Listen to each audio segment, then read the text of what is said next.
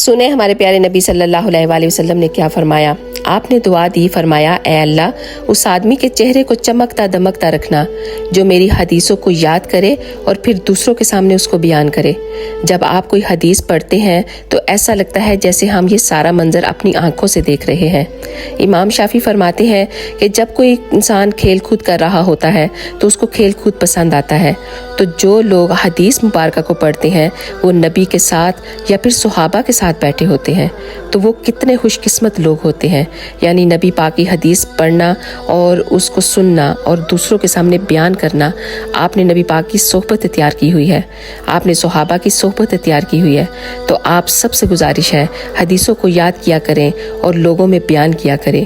آپ صلی اللہ علیہ وسلم نے فرمایا کہ جس نے میری 40 حدیثوں کو یاد کیا اور دوسروں تک پہنچایا تو اللہ سبحانہ و تعالیٰ اس شخص کو قیامت والے دن علماء کے ساتھ کھڑا کرے گا۔